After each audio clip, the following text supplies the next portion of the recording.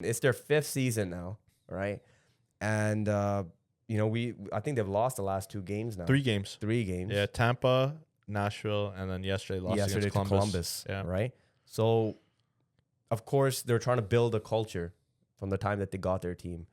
Do you think they're there with the culture point of view, or do you think do you have a different perspective of what so like culture wise, like team, I think I'm looking at like roster construction. Even when they did their expansion draft, I think they wanted to get more like Vegas went the super young route. They wanted like young players, and they were even acquiring so many draft picks, right? And then they moved those draft picks to get other players.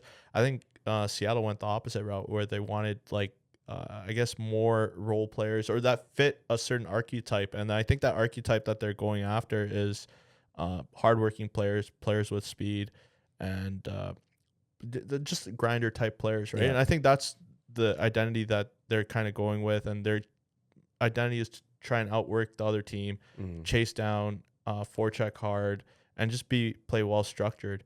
And I think that's what they're trying to go after. Yeah, because even the Nashville game, I was noticing that they're trying to win. Like they're trying to win one.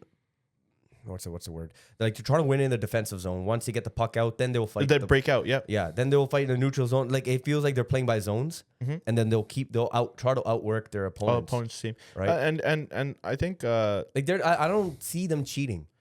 So I'm the opposite.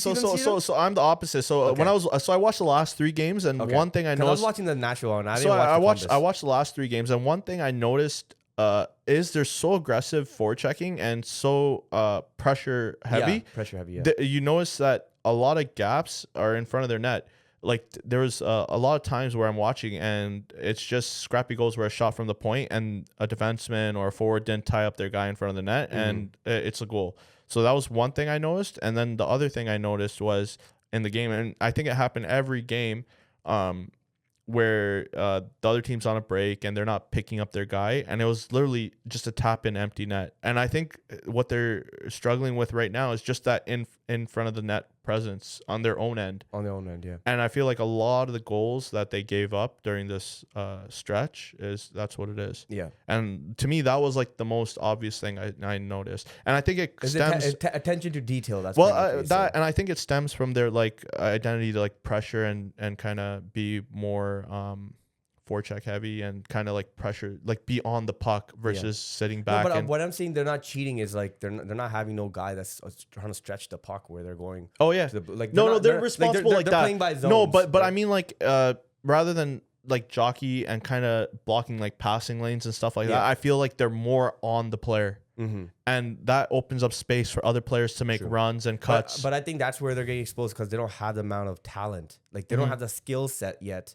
Where they don't have no star player, like they don't have no superstar on their team. No, and even you look at their scoring too, like their team scoring as well. It's very even. Even like I was looking, their centers, 3 centers, Eberle. But they got Beniers. No, Eberle's a winger. Oh, is a winger. Okay, but Beniers, even still, like it's still very even amongst their centers. So like it's even scoring amongst all the lines. Yeah. And even time on ice, they're playing like their top 3, their 3 lines, the 4th line a little bit less time, but it's very even. And even watching them in the offensive zone, like a lot of their offense is generated through quick breakouts. And even coming out of it, once they get into the zone, I feel like a lot of their offense generated from the points, like Dunn and Montour. I feel a lot of their shots are just from the points and then just hard work in front of the net. And that's what I'm noticing when watching them play. Yeah. It's like very old school kind of way of playing, right? Yeah.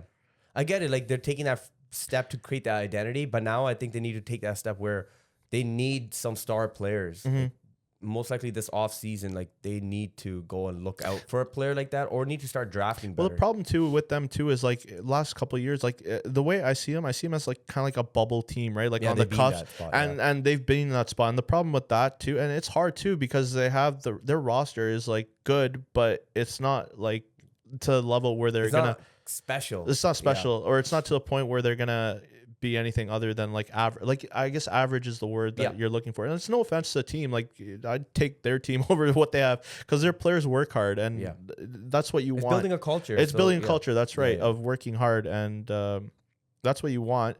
But it's unfortunate too because they haven't had a season where they've done really bad to kind of acquire a young draft pick, right? Like Shane Wright was supposed to be that guy, and he hasn't really worked out. Matty Beniers supposed to be that guy, number one center. He hasn't really worked out that way, and they have kind of dropped down that. You could say like that level. What people thought that they could become these star players, they haven't really. Because even Shane Wright, he dropped to the fourth overall, drop too, and he hasn't really worked out. And there's been rumors going on that he's supposed to get traded, and maybe this offseason they're gonna have to go trade him and look around to go get yourself maybe a number one center. Maybe that's how you start off. Your defense looks. I get it with the net front presence. But maybe they got to start with a number one center. Well, even one thing too that they have really going for them is, and I don't think this goalie gets a lot of Decord. Yeah, and Decord's I been think playing because really he really well, and because he's playing in Seattle and he's like on the West Coast and the games are always late, maybe he doesn't get the attention he deserves. And even Grubauer, man, they have two solid goalies, and Decord is playing like I think 60%. Starting. He's played like I think 60% of the games, and then they throw in and Murray's there too. I was surprised. Yeah. But no, they have like a bunch of really good pieces. Like I'm really big on Montour too. I like him a lot. Dunn's been doing really well too. He's like the primary guy that leads the. But they have lost a lot of like these last few games being very key games for them to win, so they could get that playoff spot.